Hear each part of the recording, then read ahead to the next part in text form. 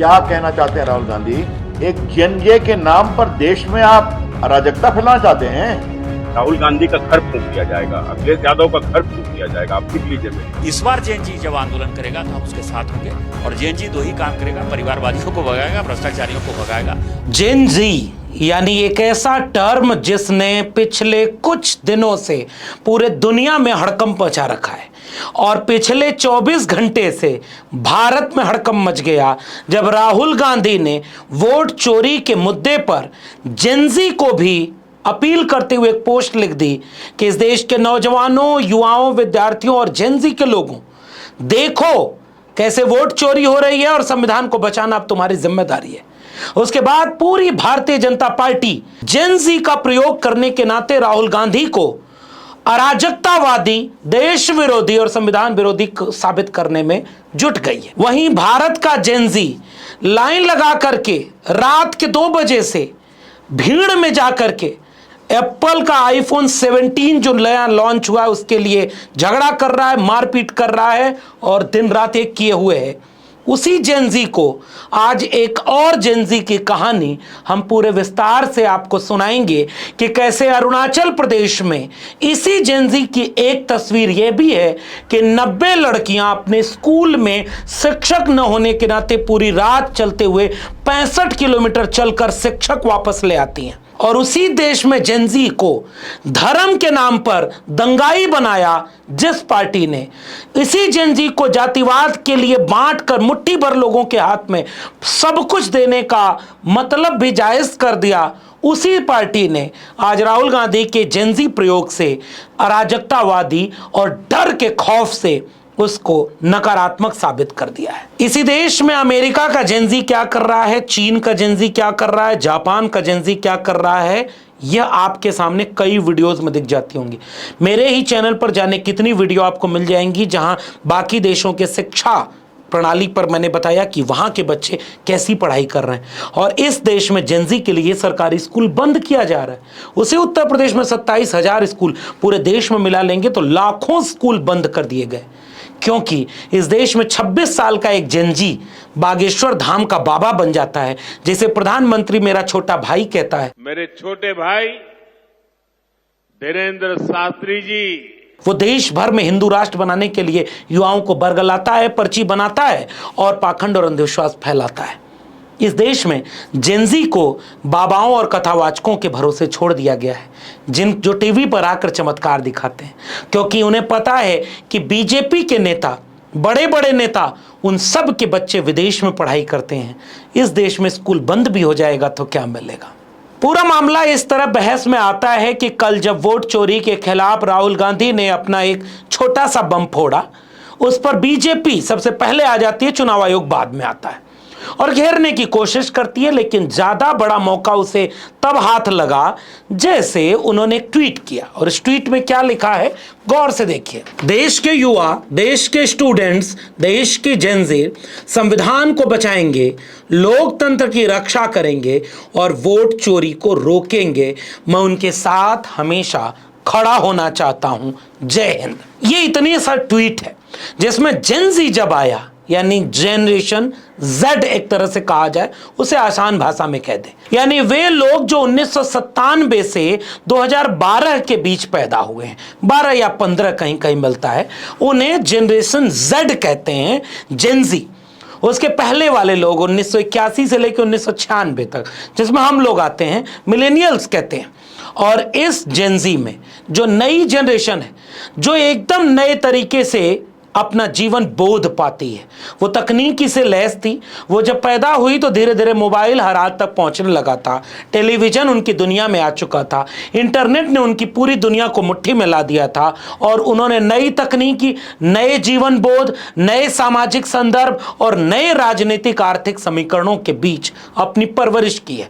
जिनकी तादाद आज की तारीख में सबसे ज्यादा है वे जेएनजी जिन्होंने अब देश के स्कूल, कॉलेज, विश्वविद्यालयों में तालीम लेना शुरू किया है और एक बहुत बड़ी भूमिका देश के भविष्य के लिए निभाते हैं। ये प्रचलन में तब आया शब्द जब पड़ोसी देशों में, खासकर बांग्लादेश और नेपाल में, इस तरह के युवा जो पिछले 25 वर्षों के बीच का अपना सियासी सफर 2-4 वर्ष ऊपर नीचे, वो युवा सड़कों पर उतर गए।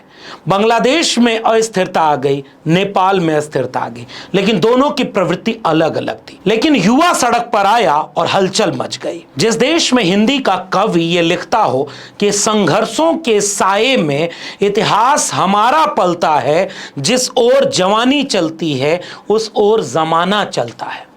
सदियों की ठंडी बुझी राख सुख बुगा उठी, मिट्टी सोने का ताज पहन इठलाती है। दो राह समय के रथ का घर घर नाच सुनो, सिंहासन खाली करो की जनता आती है। जिस देश में युवाओं के अपील करते हुए कविताएं लिखी गई हों, युवाओं को प्रतिरोध के लिए, परिवर्तन के लिए सकारात्मक ढंग से उत्तेजित किया जा रहा हो, उस दौर में जेंजी शब्द का प्रयोग करने मात्र से भारतीय जनता पार्टी राहुल गांधी को घेर ले कि यह देश को अराजकता की तरफ ले जाना चाहते हैं और अलग अलग तरह के बयान आएंगे। मैं उस देश में बीजेपी और उसके समर्थकों को आज नए जेंजी का एक कहानी सुनाऊंगा, जिसमें इसी देश के जेंजी 90 छात्राएं 65 किलोमीटर पैदल जाती हैं। मैं बाकी किस्से बाद में सुनाऊंगा, पहले चाहता हूं कि जरा आप इस जेंजी के किस्से को सुनिए। अरुणाचल प्रदेश के पक्के केसांग जिले के नांग्योर स्थित कस्तूरबा गांधी बालिका विद्यालय KGBV की कम से कम 90 छात्राओं ने अपने संस्थान में शिक्षक की कमी के चलते 65 किलोमीटर तक मार्च किया। ये छात्राएं अपने नीले स्कूल ड्रेस के यूनिफॉर्म में रविवार को नांगिन्यो गांव से पैदल मार्च पर निकल पड़ी। पूरी रात चली और सुबह जिला मुख्यालय लंपी पहुंच गई। रात और सुबह के उनके वीडियो सोशल मीडिया पर वायरल हो गए।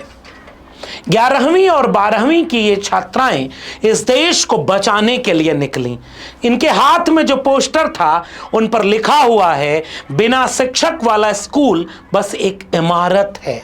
इन जेंजीज के पास कोई विकल्प नहीं बचा। उन्होंने कहा कि हमारे पास इन विषयों के लिए अध्यापक हैं ही नहीं। हमने बार बार अपील की, स्कूल और उच्च शिक्षा विभाग कोई जवाब नहीं देता। पक्के केसांग स्कूल शिक्षा उप निदेशक दीपक तेओंग ने सोमवार को कहा कि छात्राएं स्कूल में शिक्षकों की भारी कमी का विरोध कर रही थी और स्कूल के शिक्षकों ने कहा कि हाँ, भूगोल और राजनीति विज्ञान के अध्यापकों की कमी है, बाकी में शिक्षक हैं। मैं चाहता हूं कि इस जेंजी को पूरे देश का जेंजी देखे। ये लड़कियां, ये छात्राएं देश के भविष्य और अपने भविष्य को बचाने के लिए सड़क पर उतर गईं। 90 छात्राएं पूरी रात चलती रहीं, अंधेरे में चलती रहीं, नारे लगाते हुए चलती रहीं, 65 किलोमीटर चलती रहीं कि उनके स्कूल में उनके विषय का शिक्षक क्यों नहीं है। और आपको जानकर आश्चर्य होगा कि उसके बाद उनके स्कूल के शिक्षकों को बहाल करने का जब फैसला लिया गया तब वो वापस लौटी। इन तस्वीरों को इसलिए दिखाना है कि अब जो ये तस्वीर आप अपनी स्क्रीन पर देख रहे हैं, इसे मीडिया भी बार बार प्रचारित करेगा ताकि एप्पल के आईफोन 17, हर बार जब एप्पल का फोन आता है तो जाने किस तरह का माहौल बना दिया जाता है कि कोई किडनी बेचकर फोन ले रहा है तो कोई बैंक लूट कर फोन ले लेगा, कोई आपको लूट कर फोन ले लेगा, कोई 2 बजे रात को खड़े होकर के EMI पर फोन लेगा। ये फोन न हुआ गोया रोजगार हो गया जिसके लिए वो कुछ भी करने को तैयार है। देर से तो मैं 2 बजे आ गया था लाइन में। मैंने रात में 12 बजे से लाइन लगाया था, अब जाके मुझे मिला है। ये तस्वीरें मीडिया में दिखाई जाएंगी, लेकिन ये चिंताजनक है कि इस देश का जेंजी वहां खड़ा है। इस देश का जेंजी कभी दंगे में झोंक दिया गया, इस देश का जेंजी कभी नफरत की आग में झोंक दिया जाता है। इस देश का जेंजी कहां है जिसे राहुल गांधी अपील कर रहे हैं। अब राहुल गांधी क्या करने के लिए अपील कर रहे हैं? राहुल गांधी इस देश के जेंजी से अपील कर रहे हैं कि इस देश के संविधान को देखो, अपने लोकतंत्र को देखो। कोई वोट चुरा रहा है, संविधान खत्म हो जाएगा तो जेंजी का क्या होगा। लेकिन कल्पना करिए कि इस तरह की पोस्ट पर भी बीजेपी और उनका पूरा इकोसिस्टम क्या प्रतिक्रिया कर रहा है। जरा एक बार गौर से इन सब को थोड़ा थोड़ा सुन लीजिए कि ये क्या कह रहे हैं। क्या कहना चाहते हैं राहुल गांधी? आप कहना क्या चाहते हैं? एक जेएनजे के नाम पर देश में आप अराजकता फैलाना चाहते हैं? ये बहुत गंभीर सवाल है।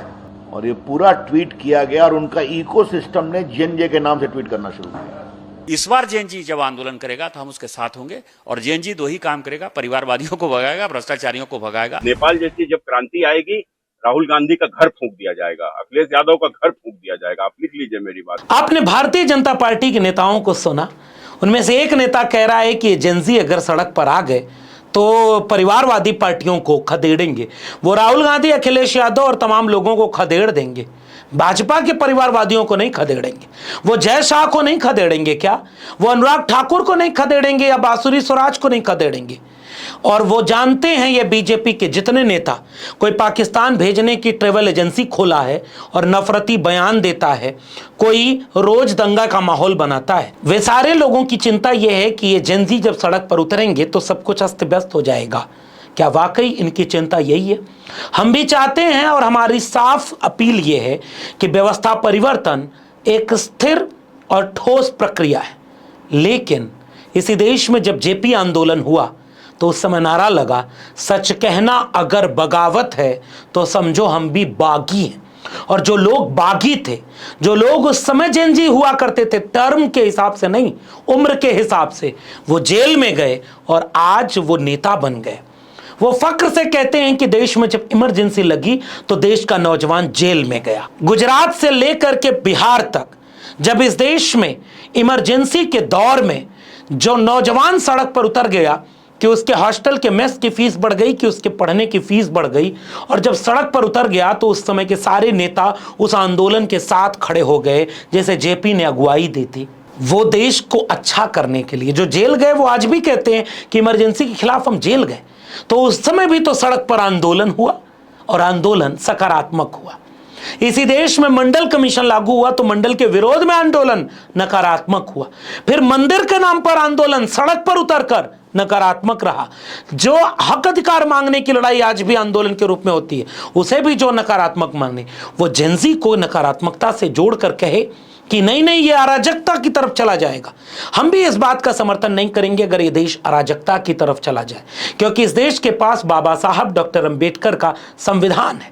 लेकिन क्या इस देश के विपक्ष के लोगों को ये कहने की गुंजाइश भी नहीं बची कि इस देश के नौजवानों अपने संविधान को बचा लो, इस देश के नौजवानों अपने लोकतंत्र को बचाओ, और देखो कोई भीतर से संविधान और लोकतंत्र को खोखला कर रहा है। राहुल गांधी ने क्या गलत कहा? जरा बीजेपी के लोग एक बात का जवाब दें। जब अखिलेश यादव ने अभी कुछ दिन पहले कहा कि अगर आप भी चोरी नहीं रोकोगे और संविधान को खोखला करोगे तो पड़ोसी देशों की तरह आपके यहाँ हालात हो गए तो क्या करोगे? इस तमाम लोगों में लाइन में लगे केवल आईफोन खरीदने वाले ही नहीं हैं। उत्तर प्रदेश में लाइन में लगकर खाद खरीदने वाले लाठी से पीटे गए। उत्तर प्रदेश में लाइन में लगकर पेट की परीक्षा देने 25 लाख नौजवान, जेएनजी उत्तर प्रदेश का, 1 साल के लिए पहले पेट की परीक्षा होती थी, 1 साल में कोई भर्ती ही नहीं आई। और जब इस बार 25 लाख लोग केवल पेट का एग्जाम दे रहे हैं जो क्वालिफाइंग है, सरकार ने कहा 1 साल नहीं 3 साल के लिए बढ़ा दिया गया, लेकिन उत्तर प्रदेश में भर्ती नहीं आ रही। 69,000 शिक्षक भर्ती आई तो वो जेएनजी सोचा कि पढ़ाने का मौका मिलेगा, और उस जेएनजी और मिलेनियंस को लाठी मिली। उस उत्तर प्रदेश के जेएनजी अगर कांवड़ ढोएंगे तो हेलीकॉप्टर से फूल बरसाएगी उत्तर प्रदेश की सरकार। लेकिन उत्तर प्रदेश की सरकार 2018 के बाद से नए जेएनजी के लिए एक भी शिक्षक भर्ती नहीं ले आएगी। फिर उत्तर प्रदेश का जेएनजी कहां है? बिहार का जेएनजी कहां है? देश का जेएनजी कहां है जिसको उत्तर प्रदेश ही नहीं, जिसको बीजेपी शिक्षा और रोजगार तक नहीं दे पा रही? और जब संवैधानिक हक को छीना जाए तो जेएनजी क्या बोलेगा नहीं? मैं फिर से कह के जा रहा हूं, अरुणाचल प्रदेश की वो लड़कियां 65 किलोमीटर चलकर रात के अंधेरे में अपने तख्ती से हमारे लिए एक उम्मीद पैदा कर गई। अगर जेएनजी तुम्हें सड़क पर आना है तो इस देश के स्कूल, कॉलेज और विश्वविद्यालय बचाने के लिए सड़क पर आओ, मैं भी आह्वान करता हूं। लेकिन वैसे आना जैसे अरुणाचल प्रदेश की लड़कियां आई थीं, हाथ में तख्ती, जुबान पर क्रांतिकारी नारे और तनी हुई मुट्ठी। किसके लिए? अपने शिक्षा के लिए, अपने स्कूल के लिए, अपने शिक्षक के लिए और अपने आने वाले भविष्य के लिए। न कोई तलवार, न बंदूक, न हथियार हाथ में हो, जुबान पर क्रांतिकारी नारे हों, और कहीं न तोड़फोड़, न आगजनी, न हिंसा। क्योंकि तोड़फोड़, आगजनी, हिंसा कहीं भी स्थिर परिवर्तन नहीं ला सकती। क्योंकि इस देश में बदलाव का सबसे बड़ा वाहक अगर कोई है तो बाबा साहब डॉक्टर अंबेडकर का संविधान है। लेकिन जेएनजी अगर संविधान ही नहीं रहेगा तो फिर बचाएगा कौन, लड़ोगे किसके लिए? इसलिए ये जो सत्ताधारी लोग हैं, जिनको जेनजी शब्द मात्र से ही डर आ गया, खौफ आ गया, उन्हें पता है कि अगर ये युवा जाग गया तो क्या करेगा। इसलिए जैसे ही इस देश का युवा जाग जाए, उसे 1.5 GB डेटा फ्री में दे दो ताकि मोबाइल पर रील देखने में बिजी हो जाए। एप्पल का फोन लेने वाले युवाओं की तस्वीरें पूरे देश को दिखाओ, लेकिन अरुणाचल प्रदेश में पैदल चलकर 90 विद्यार्थी 60-65 किलोमीटर चलकर अपना शिक्षक लेने गई, इसे देश को मत दिखाओ। इस देश को शिक्षक भर्ती मांगने वाले, रोजगार मांगने वाले युवाओं को मत दिखाओ। विश्वविद्यालय में पढ़ने वाले युवाओं को मत दिखाओ। दंगाई युवाओं को बनाने के लिए प्रेरित करने वालों को बड़े बड़े नेता बता दो। याद रखना, जेनजी इस बात से चिंतित होंगे कि ये गैर बराबरी आर्थिक, सामाजिक, राजनीतिक क्यों है, और इसी देश में 90% आबादी के पास 10% भी नहीं, और 10% आबादी के पास 90% सब कुछ होगा, तो ये क्या होगा और इसके आगे का भविष्य क्या होगा, सोचिएगा आप भी। और जाते आते मैं इन विद्यार्थियों, छात्राओं के नारों को आपके लिए छोड़े जा रहा हूं, जो अरुणाचल प्रदेश से पूरे देश को एक पैगाम दे रही हैं।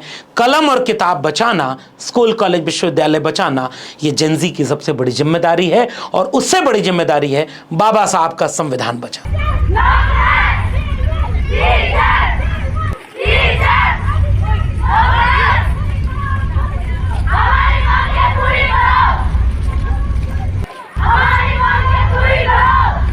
ये वीडियो पसंद आई हो तो इसे लोगों तक शेयर जरूर करिएगा।